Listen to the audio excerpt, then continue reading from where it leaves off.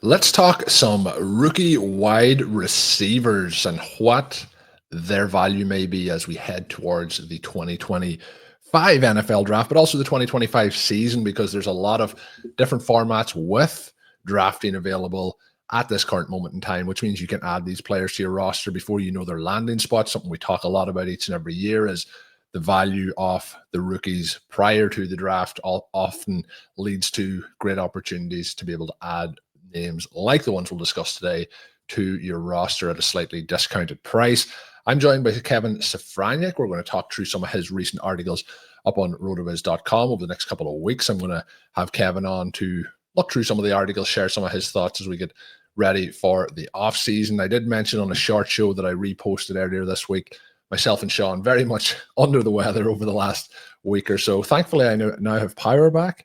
I now have some feeling of normality back from the illnesses, but hopefully we'll be able to battle through this show with Kevin and have a fun time for you to listen in. We're going to have some great guests coming up in the next couple of weeks as well, hoping to have Travis May on to talk some of these prospects as well, one of our favorites to have on. And of course, we'll have Sean back in the saddle. Hopefully he's 100% healthy to watch the Chiefs battle it out this weekend with the Eagles in the Super Bowl. But Kevin, it's a while since we got to sit in, have one of these shows. We've done them kind of periodically.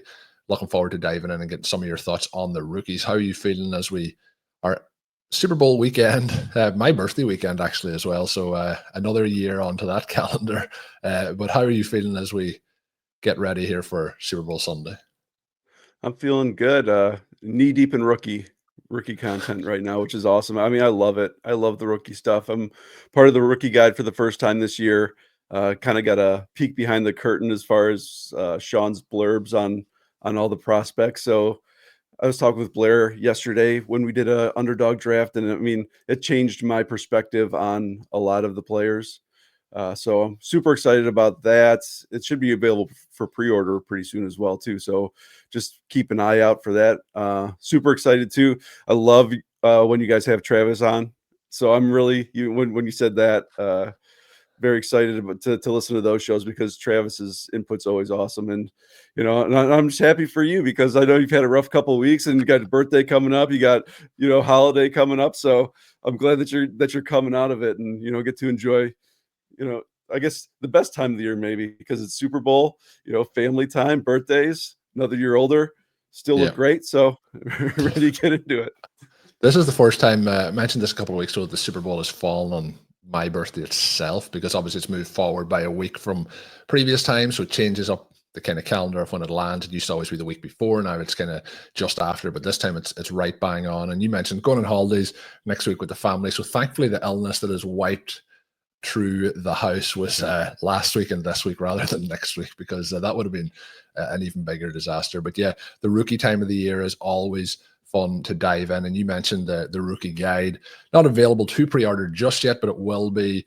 We'll be obviously mentioning that on the show when it is available. There'll be links up on the RotoViz website when it's available. But yeah, every year must read stuff from the entire team, and awesome to have Kevin diving into it this year. Kevin, I'm going to let you steer the majority of this episode. You mentioned that you did a draft with Blair as well. So some of these ADPs, since you wrote the article, which will be linked in today's show notes, have already started to shift. But you mentioned 5 undervalued rookie wide receivers that are currently available in the back end of Underdog drafts.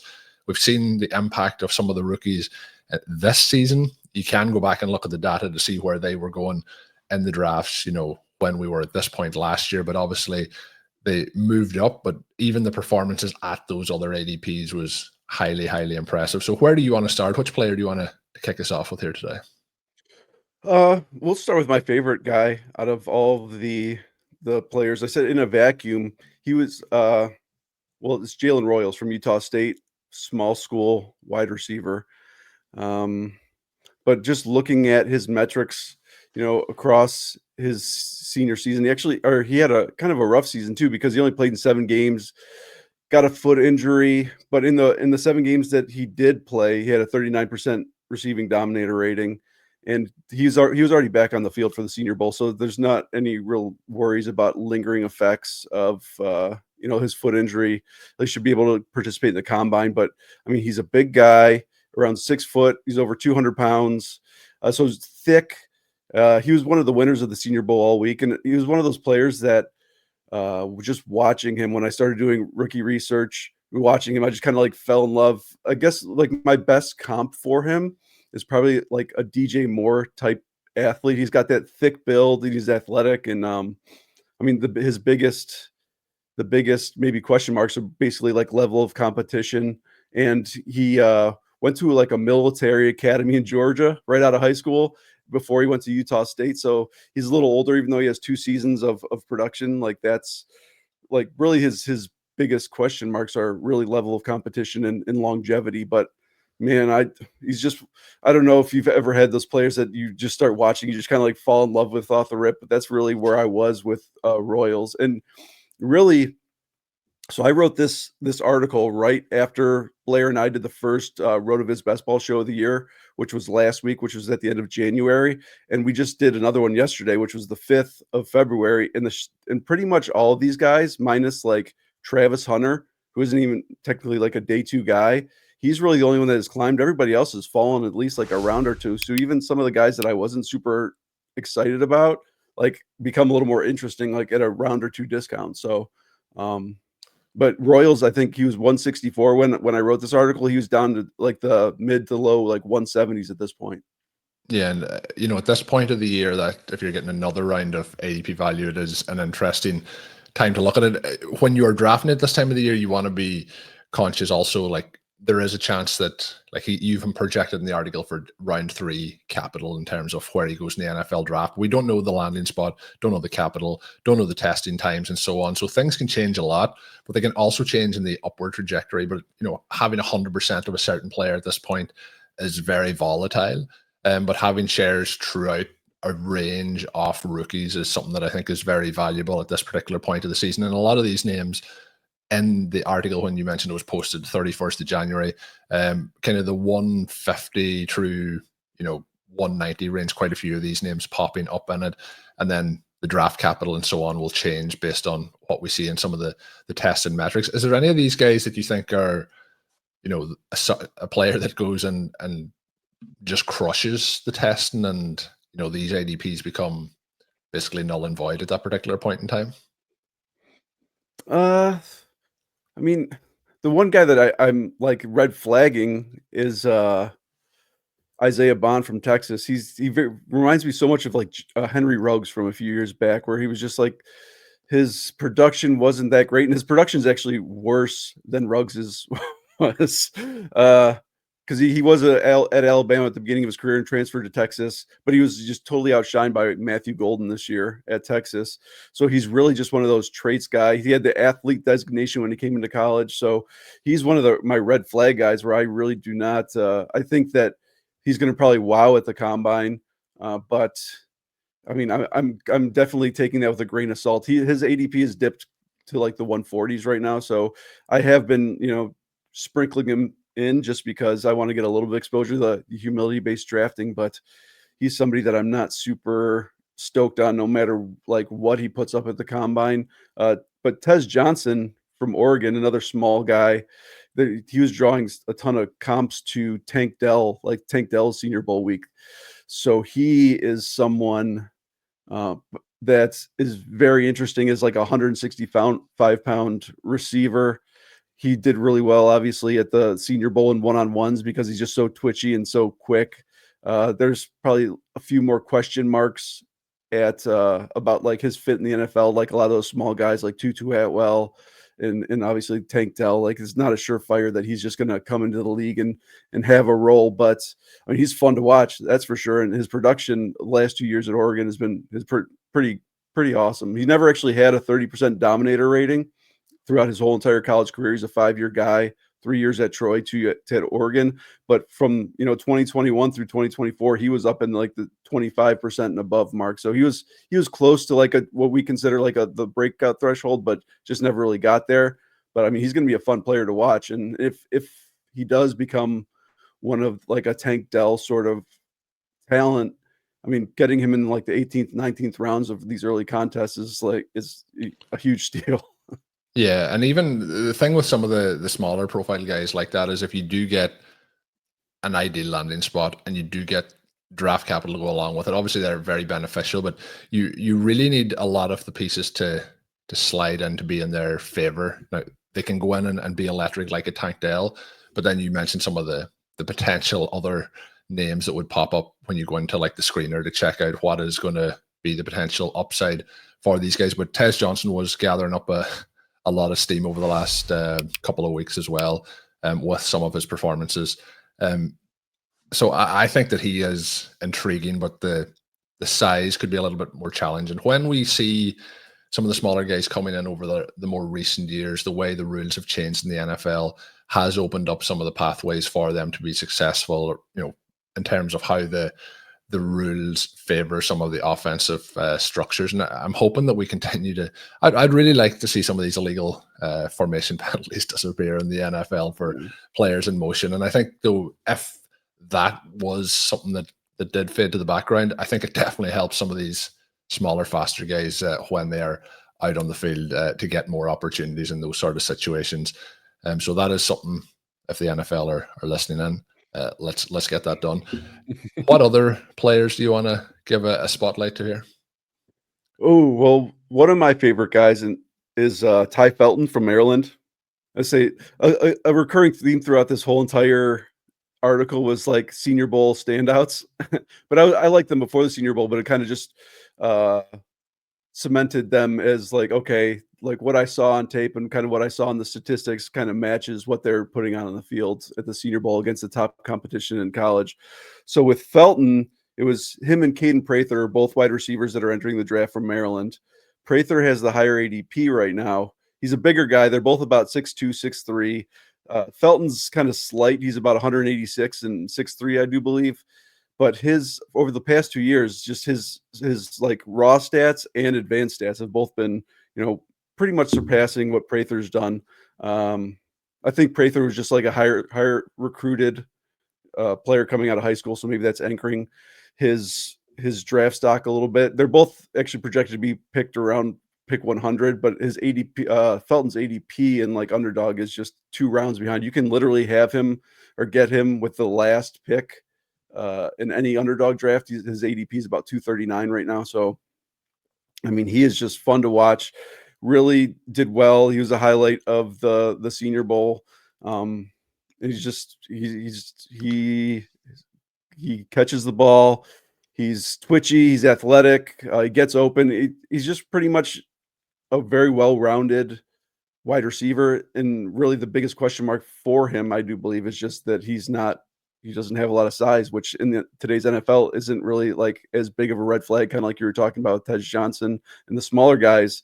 Like it's not as big of a red flag as it has been in the past. So, I mean, I love him. If I don't really see many players that I like right at the end of drafts, he's almost like an auto click. Especially if I could use a little more wide receiver help, I think he's going to see the field early in his rookie year, and I think he's going to produce too. So, in the 20th round, if like he hits your lineup once or twice across the season, you kind of see that it's kind of like feels like a win, And you mentioned there, if you're in the the late rounds at the very end, there's nobody else you like. When you drafted with Blair, I haven't jumped into any of the drafts so far, mainly due to myself and Sean both been unwell, and Sean is my way to get into those Underdog draft streets. Usually, I often jump in with yourself as well, so we may have to do that in the coming weeks. But when you are making those selections where you're looking at maybe some of the veteran players that are available and those rookies, was there any points where you found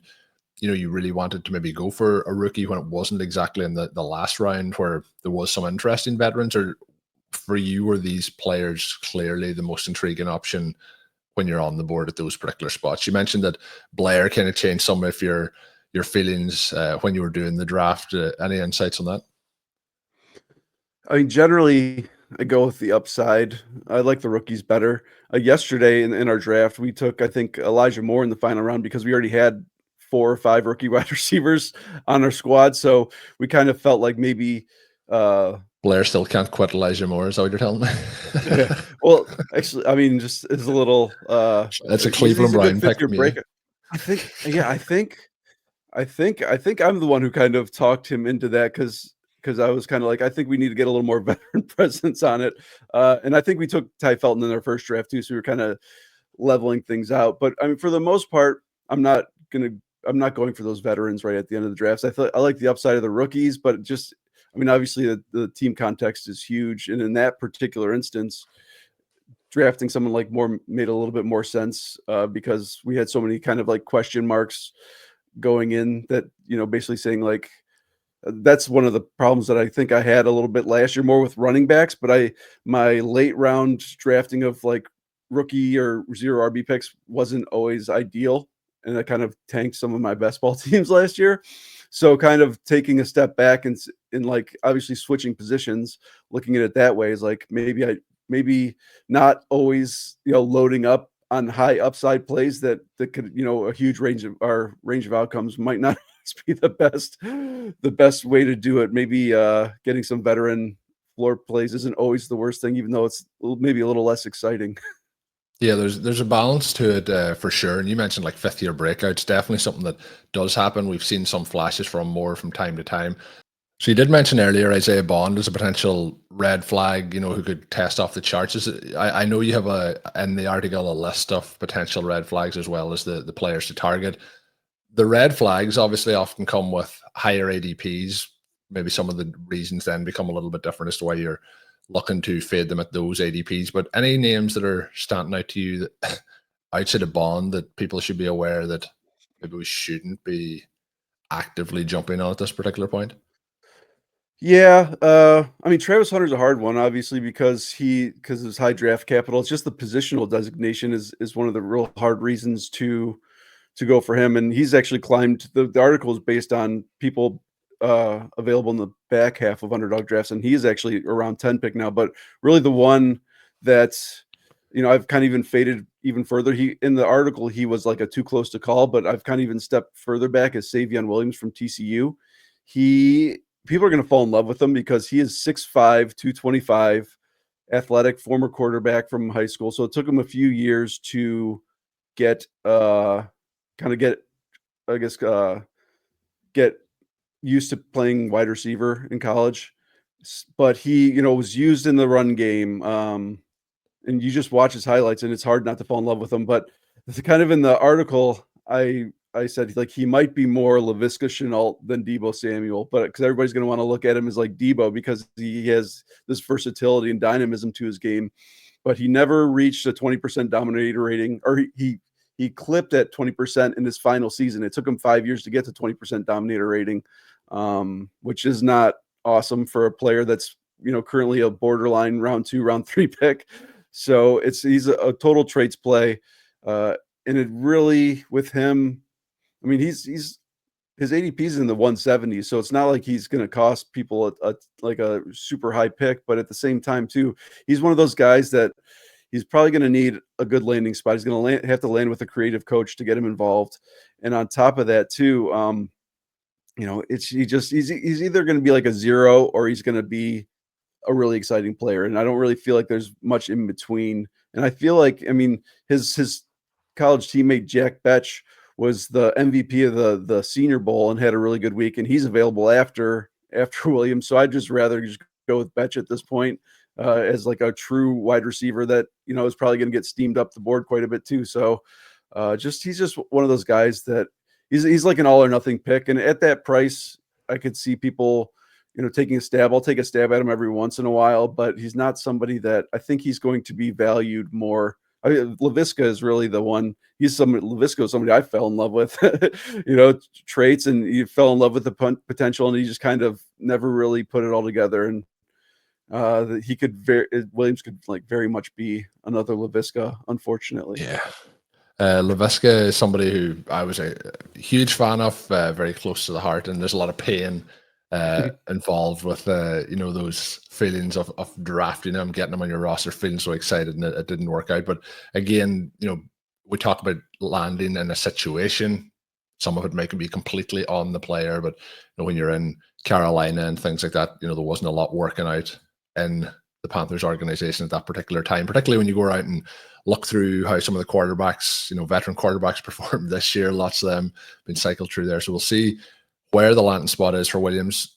when there's a player that, you mentioned all or nothing and the upside, I think it's good at times to make sure there's a couple of nuggets, a couple of shares in there rather than zero, but it's, go in with your eyes wide open in terms of the potential pitfalls. And I think there's not many wider pitfalls than, Laviska Shenault versus Deebo Samuel as peak in terms of what we're going to talk through and look through. But that is where we are going to finish this one up. Thank you, Kevin, for coming on and talking through some of your recent work up on rotoviz.com. Kevin has been putting out a lot of stuff up on the website. Highly recommend to head over and check all that out. Kevin, I know we're going to be putting some of these in recording and we're going to have some coming out over the next couple of weeks, but anything in the near term that you want to highlight? I know you're starting to do some kind of off-season preparation articles, the Oakland Raiders featuring up in recent days. Anything else that's coming out in the near future? Yeah, I'm going to keep going on the off-season primer series, which is essentially like looking at teams that have a lot of changes going on in their organizations, be it coaching, free agent, just needs across the board. It's nice preview article. We're kind of diving a little deeper into, maybe some of the aspects that people might not be thinking about this early on. So that's coming up, and it's going to be rookie guide. So super, super excited about that. So I might have, brief hiatus. I usually try to get 3 or 4 articles out a week, that I might have over the next few weeks, little less frequency of articles coming out, but I'll just keep going on the off-season primer as much, dabble in some rookie content. But yeah, rookie guide is going to be awesome, man. I'm super excited about it. So that's going to take up the majority of my time. And, just from what I've seen, the preliminary drafts, it's going to be pretty awesome. So everybody should get excited about checking that out. So be sure to get ready to check out the rookie guide. As I mentioned, we will be talking about it here on RotoViz OT once it is available to pre-order. My name is Colm Kelly. You can follow me on Twitter at Overtime Ireland. You can follow me on Blue Sky on similar handles such as at Overtime Ireland. Kevin, Blue Sky handle same as the old X or Twitter? Tentatively, yes. I haven't actually signed up yet. I need to get. You haven't signed up. You haven't got enough. Zachary Kruger eventually was one that got me to jump across. I got messages for quite some time to jump over, but the cat.ff. Yes, sir. Yeah. So check out Kevin over there on Twitter. We'll see if he makes the jump across to Blue Sky. And that is where we're going to leave it for this edition. And until we are back, have a good one.